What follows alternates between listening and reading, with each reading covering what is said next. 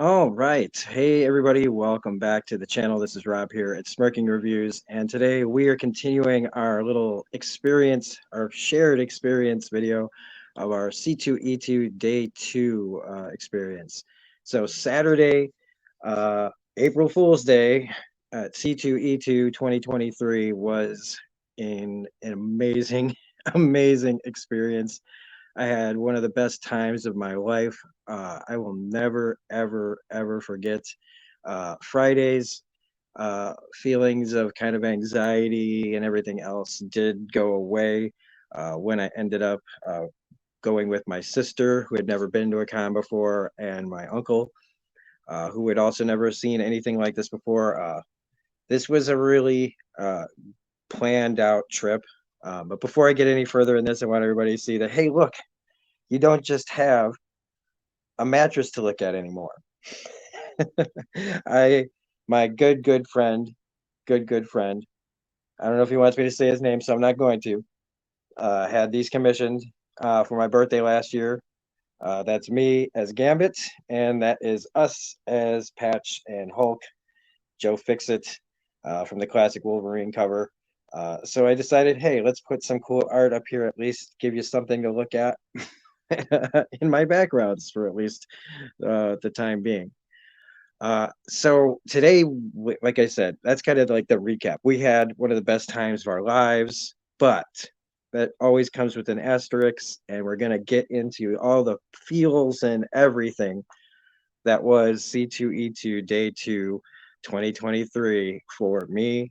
And I, that's not a typo in my title, a shared experience, because this year, this day, really did feel like an amazing shared experience. And while every con has its problems and every con has people that can be problems and whatever, individuals that can be problems at these things, um, this was one of the most progressive and inviting and welcoming and just overall great experiences that I've had at cons since I've been going. And I haven't been going forever, you guys, but um, speaking of you guys, if you guys are liking what we're doing here on the channel, don't forget to like and subscribe. I always forget to do that. Still after all these years. Um, but I really thought that this was something special, and it was. And I've never been around a community like I know I'm different. I'm a different person now from when I went to C2E2 in 2020. So it's not all the convention's fault, or problems. Like I myself am different. So I'm experiencing things different. And I really like how I got to experience it this time with a better attitude, with people around me uh, to experience it. And it just felt to me like everybody was just there, not just to see and talk and share the things they love, but to be out amongst each other. And when we think about everything that's going on in the world and how lately, we've been shut in for one reason or another, there's still this sense of what we really want to do is get out amongst each other. And when you think about that, it really should start to make you think for anybody that's like writing off everyone. There are ways. These are when you come to these kind of places and you see what we're capable of doing when we're all together like this, talking about and sharing things that we love, the things that we're passionate about, the things that we might have to keep secret from people, that we wouldn't want them to know, the things like maybe your parents don't approve and everything. These are the places to go for some people where this is their only outlet of expression. And we put all of us together. And for the most part, outside of trying to get too crowded in the photo ops area, which we'll get to, it was one of the best experiences of my life. And I was so glad that I got to share it with my sister and my uncle, and ups and downs, and meeting new people and sharing new experiences and talking to people and seeing how everything has changed in the world since 2020's last convention of that year, that entire year. C2E2 2020 was a big like end of an era for cons. And how did they answer? They answered back with one of the biggest years I've ever seen. This whole weekend has been packed with the most, like it had something for literally everyone, and not just everyone, but multiple everyone's. This is some of the most universally loved and cared about stuff.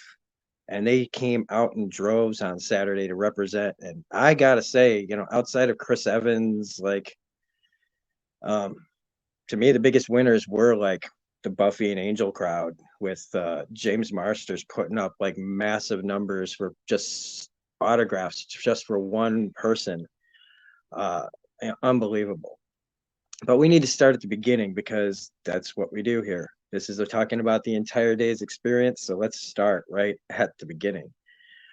So we were up pretty early, got everybody up and at 'em, and we actually left even a little earlier than expected. We needed to make some stops. We had to get gas. We had to get, some people had to go. We had to go to the ATM in a couple of different places, and we shot up there and ended up getting there with about 15 minutes to spare. I'd say maybe 10 minutes to spare. Pretty easy getting on the train. This was my sister's first train ride, so it was really cool to just kind of sit there and watch her experience things. I had like a tablet full of episodes of like The Bad Batch and other, and like X-Men the animated series. No, I was gonna watch Wolverine and the X-Men for the first time. I had a bunch of those downloaded. And I didn't need to because the shared experience was there to keep by see what you can do when you're sharing an experience. Like you don't always have to be we don't always have to be in our phones and our tablets or whatever. We can actually entertain each other in that fashion. The time went by great and fast, and I didn't waste any time. We got off the train, went straight into a cab and straight to the event, straight in right from the front door. And I'm gonna have to end this. All right, so there was a quick little edit there. We had a lot of noise around and a lot of activity in the house. So I stopped, took stock. We're back to record again.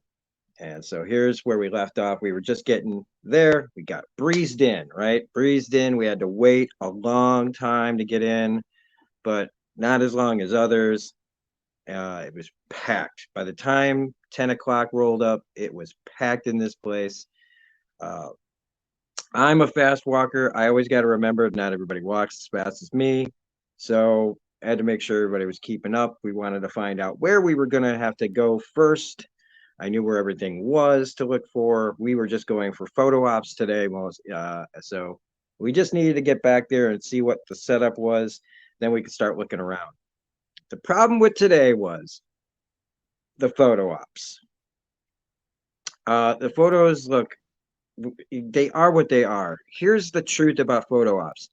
If you don't have a celebrity VIP, you are going to be in and out of there faster than your head can spin practically. You're going to be in a whirlwind of emotions because you're standing next to Captain America and you're trying to get your face right and the camera goes off before you can retake it. There's a lot of anxiety and a lot of pressure for them and you to move on, be professional.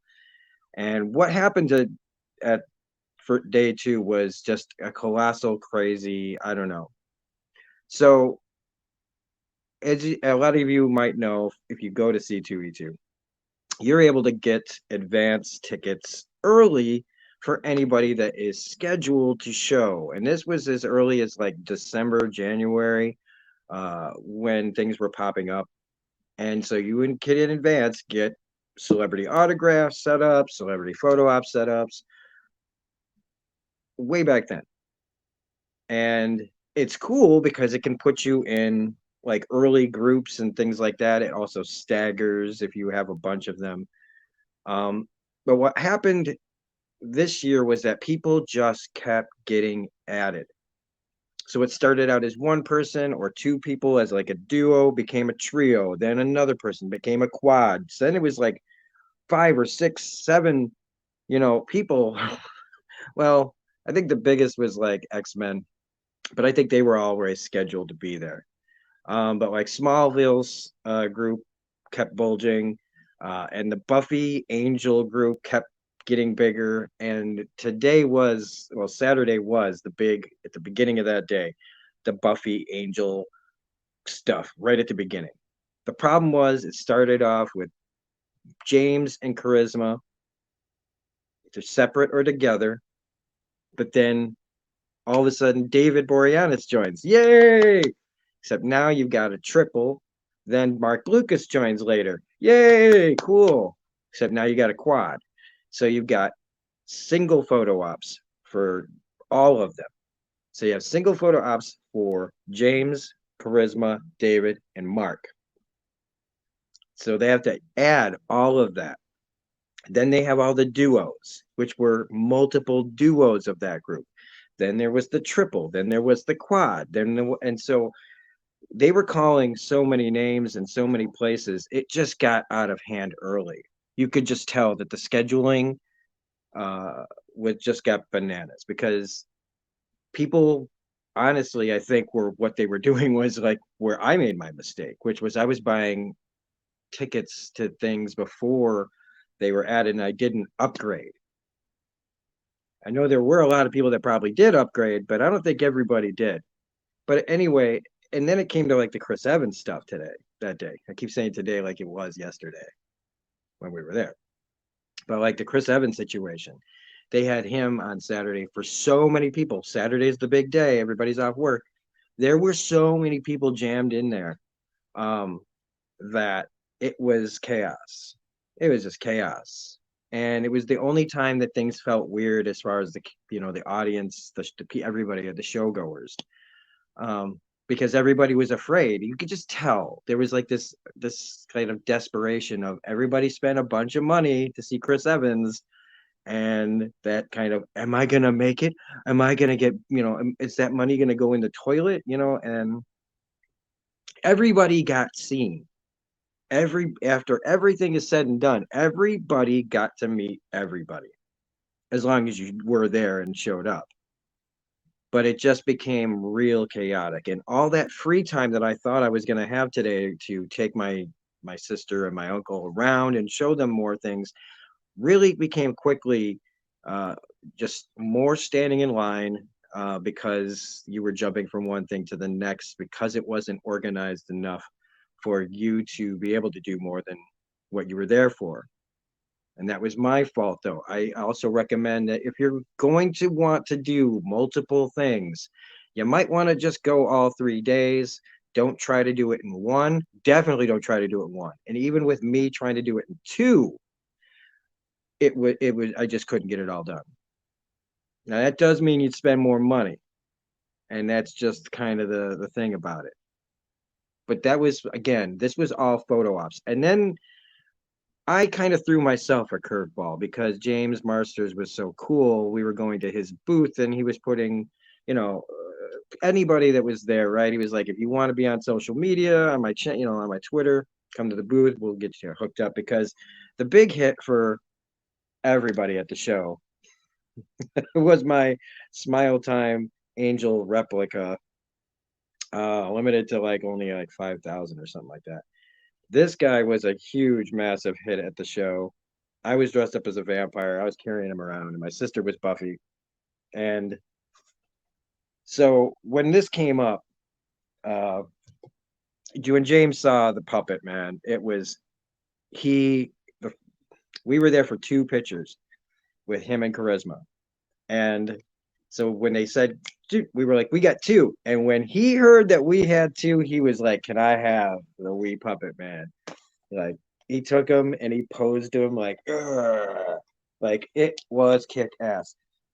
And so I'll show you those pictures real quick. But as a recap from yesterday, I got the X Files script for Fire, signed by the villain of that episode, Mark Shepard, right there.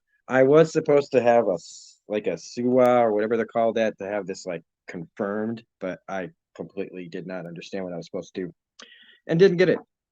We also recap the X-Men, the animated series cast here, everybody. From your left on the screen, it's Gambit, Rogue, Beast, myself, Storm, Wolverine, and Jean. Otherwise, it's Chris Potter. I can't remember everybody's names, but I remember Chris is Gambit from the left. George is Beast next to me. Sealy Smith is Storm there. Cal Dot is Wolverine, and I think it's Fisher for Jean Grey at the end. Really, really great people. Um, and let's just get the Chris Evans picture out of the way, folks. When I was joking around about how I wasn't joking when I was like, oh, when you get in front of Chris Evans and you try to change your facial expression mid flash, then it ends up being this.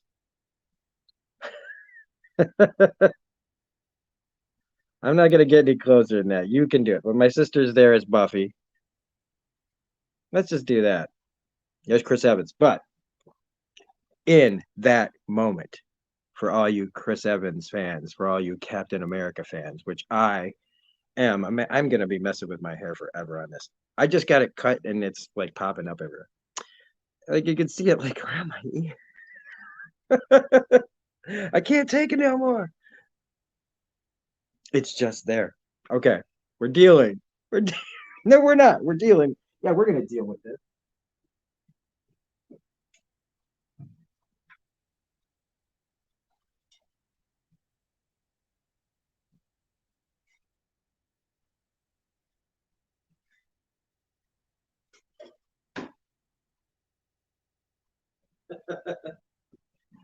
Look, StreamYard does not have a pause button on their thing, so I had to just keep going.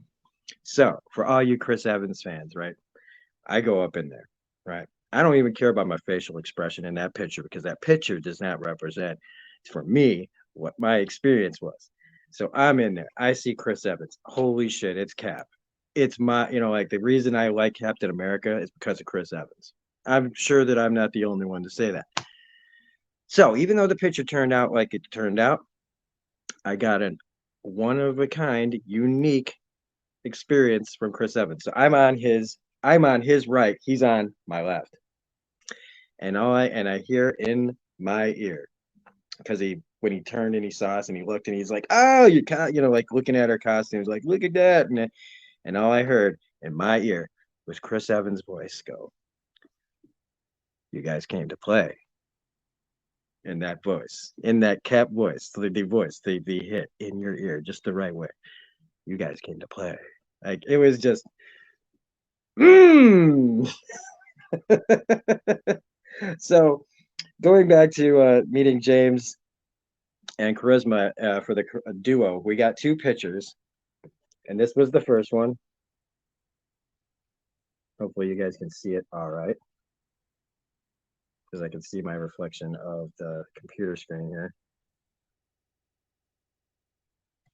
Maybe we could do it like that. I don't know. But anyway, that was really, really cool. But the second picture is the one I actually had him autograph, and that's where he's holding the doll out like that.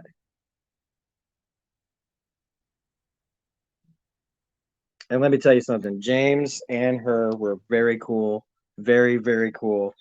But James was just awesome. And when we went to the booth and got an autograph from him, he was super cool. We're probably going to be on like his Twitter or something like that as a compilation of people that he met at the show. So that's going to be really, really cool. Um, and then we ended up going to see the triple. So David Boreanaz got added to the thing, and my sister got to have David Boreanaz's uh, arm around her. She was very pleased about that. Me, on the other hand, I was just happy. First off, I was really happy about getting Chris Evans in my ear going, you guys are, I can't even say it now. You guys came to play. But this is the picture with David and everybody. So that's my sister there next to David, got his arm all around her. This is me, equally having fun, I had Charisma Carpenter and James's arm on me. God damn, man. Freaking glare in this. Sorry about this, everybody. But it was really cool. And let's just get all of those out of the way. And then we went and saw Smallville at the end of the day. And we got the group picture of Smallville. And that was awesome because I'm wearing my Talkville t shirt from there. podcast, if you like Smallville and you're trying to figure out a way to get back into watching Smallville, watch an episode of Smallville, watch the pilot, then go over to Talkville on YouTube, watch the episode of them talking about it, and you'll see why Talkville is fucking awesome. Michael Rosenbaum, Tom Welling do a incredible job. All the guest actors are there, and it was because of one of their actors, John Glover, getting added to the ranks of this show I decided to pull the trigger on the cast photo, because if you can't get John Glover, if you can meet John Glover, you should, right? And he's right there with my sister, and I want you to look at his face in that picture. He made a choice to do that. My sister walked up and she didn't like know. She was like, "Okay, where do you want me?" And they were like, "Well, first of all, just turn around and face the camera." Is what I heard Tom say. Well, first off, yeah, I just got to turn and face the camera. And then John just grabbed my sister and goes, "You're gonna go right here." And he had his hand on her, and that look on his face, he made that choice to look like it. Everybody was great. I had Lana Lang. Look at that. I even walked up because they were talking. He saw Talkville, so I heard him go Talkville, and I went Talkville. It's yeah, like it was just a blast, even if it was not, even if it was brief. Um, but yeah, Lana Lang hanging on me. Yeah. And I told Michael as I walked out, I was like, man, you guys rock. Right. Now that's the picture portion of all of this, right? Those are the fun moments that you have with the celebrities that you can't believe you ever had, blah, blah, blah. But there is other things about this that we have to talk about. Like I said, the photo op situation was just crazy. It was out of control. And there were situations that you were put in that weren't fair to anybody. People were having to be, real sneaky about moving up. And, it was just people, in the wrong lines, people put in the wrong lines, people moving ahead of you that don't even know that they're supposed to be there. It was crazy town bananas. The autograph session was just as nuts for James. They were so deep with James, people wanting to see him. They had to cut people off. They had to restart. They had to give out basically like IOUs or little post-its saying, "You get your first place in line," not IOUs. I take that back. Nobody got any like IOU, like refund kind of thing or whatever, or some promise of something in the future. Just that if their place in line would be held, like if they had a post-it, they'd be able to be first in line. That's how many people were there to see Marsters. And again, also all the people, everybody looked great, man. I saw 2 or 3 groups of people doing Critical Role that day, doing Mighty Nine group. It was so awesome. uh Everybody looked great. And one of the things that I really wanted to talk about before I finished was this experience that we had, the experience of community again, right? The experience of community that you get there, it really was there. And one of the things that we noticed, like when you're in line, right? Sometimes when you're in line, you can form brief, intense connections with the people you're standing in line with, depending on what your experience is, right? Depending on if it's good or bad, or maybe they're just nice, or maybe they're annoying at first, who knows? But one of the things that you can do, and one of the things that James Marster said at his booth was, that the great thing about this is just the people and connecting and making new friends, and why this is great. And you can appreciate each other, appreciate the things. And that's what I've been trying to talk about. And lately, I've been hearing more and more talk like this about, about these things and about being friends. And I said earlier, right, that we got this feeling of wanting to get out amongst each other again, but we're afraid of each other. It's the thing. Those are the things we need to work out. It doesn't always work for me. It doesn't always work for you or anybody else. But when you can, you got to try to strike when the iron's hot. And places like this is where you can make those cool connections. And we made one, a special cool connection at this show. And I said I'd bring it up, and I'm bringing it up. There was a young lady at the show dressed as Buffy, like my sister was. And I'm just gonna say your name. Like I think it's if your name is Lizzie or Buffy or whichever name you go by, I want everybody to know this person was having a great old time, but they were by themselves. And when a lot of people have anxiety at these shows, I was by myself Friday. The anxiety kicked in. I was more hyper and more intense and more like like I didn't have anybody to anchor me down. And I know a lot of people were probably at this show by themselves. And so this message is for everybody that was out there by themselves and maybe found this, or, hopefully, somebody sees you in the future. Because nobody should have to go through a show like this by themselves, if they don't, you know, if they don't want to, if they have problems like this. And so she was really excited to meet James Marsters. She had everything planned out, how she wanted to be bit, like in the episode where Spike is pretending to bite um, Buffy's mom, and she just had all this passion and excitement. You know, she's going to, you know, like a school. She's a student, but she's here. She's on her own, and it just seemed like she had this really kind of like just really great energy and really. But it was also like once we started talking to her, it was like, oh, you know, like I really hope that she gets what she wants at this show. You know, and we kept running into her, and like as soon as we had said like I hope that she got that picture or whatever, we saw her from a distance and we were like yay, and we ended up in lines with her at other times. And uh when it came to getting the autograph for James Marsters, she walked up, or she was there nearby, and she was looking at the size of the line for the autographs. And I said, you know what, just stand here and act like you were here the whole time, because it was getting out of control, and who cares? Honestly, everybody was doing whatever they had to. So I thought, why not just have this person stand next to me and keep them company instead of in line by themselves, kind of, you know. And my sister showed up, and so it was like a group thing, and it was really nice. And I just wanted to say briefly that I hope that you got everything at this experience. I'm glad that because I know you thanked us for letting you sneak in with us, but it was a real pleasure meeting you, and I hope that you got everything at the show. And it was really just nice because even though you'll never like talk to these people probably ever again, the way that you can all be there for each other in these lines for really long periods of time and stuff, it just was nice. And so it just made me feel an even greater connection and a desire to connect with more people and talk and share in the joy and the love that we have for these things, and how these conventions are. They might be just massive cash grabs, and it might even feel weird to talk about it like that, but it did bring us all together. I don't even know what next year is going to look like because of how great they tried to make this show. And it really was for the most part. I don't know what today is like. Today's the last day of the show, and I was not there. I thought about going, but I got multiple leg cramps, one in the middle of the night, one in the morning, because of how much walking I did and not enough water. Drink water when you're there. Hydrate the hell out of yourself, because if you're going to be there at least for one day, maybe you're okay. But if you're there for 2 or 3 days, you got to make sure you're drinking water. So, anyway, I know that I'll probably be kicking myself later. Why didn't I say this? Why didn't I say that? Why didn't I show this? I've got some comics, some more comics. I got some cool ones signed by Charles Soule and Ryan Brown, who did Undiscovered Country and Curse Words and 8 Billion Genies. I got some of those signed as well. I could show off, but I'm just not going to dig in through and grab every single thing. But again, this was and when we left, that was where the real like adventure was starting.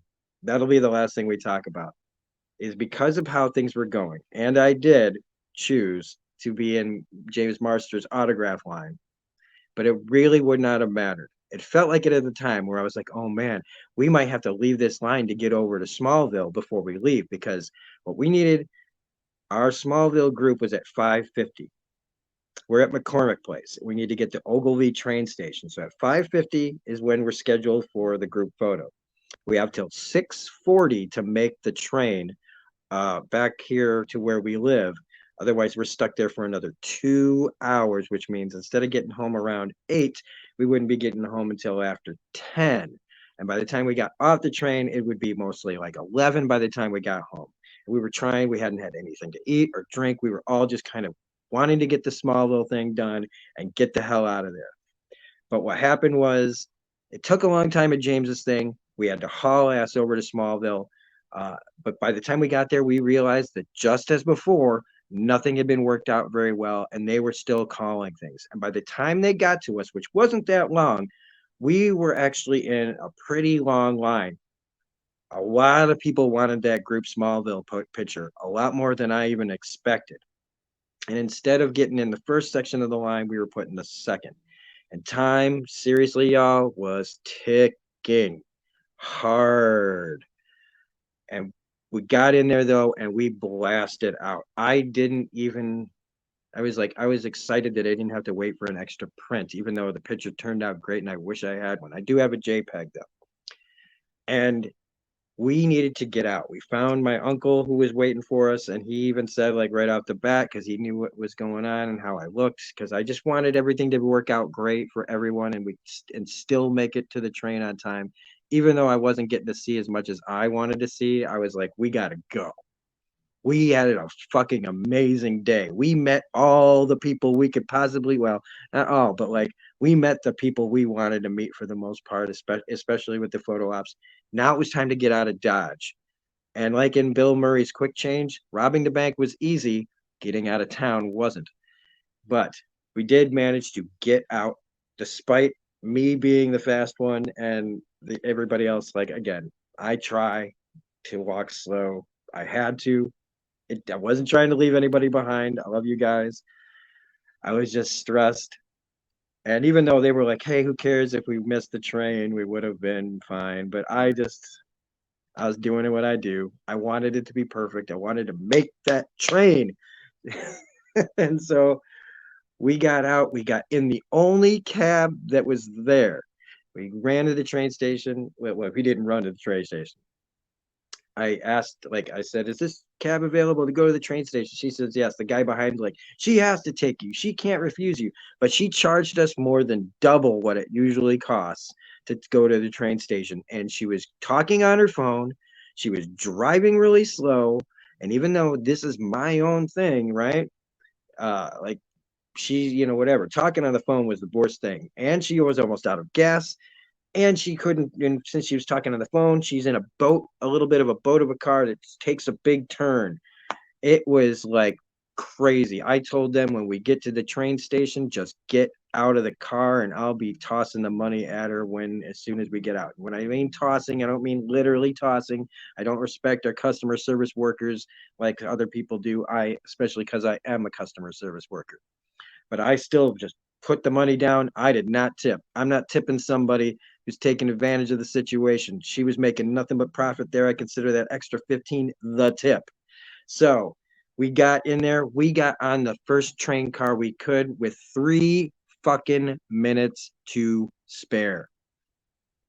By the time I sat down, I was like, whoa. It took a while to calm down. It's not like I was freaking like, ah, but it took like, I was even making the Ferris Bueller's music, chase music from the end of the movie, uh, like,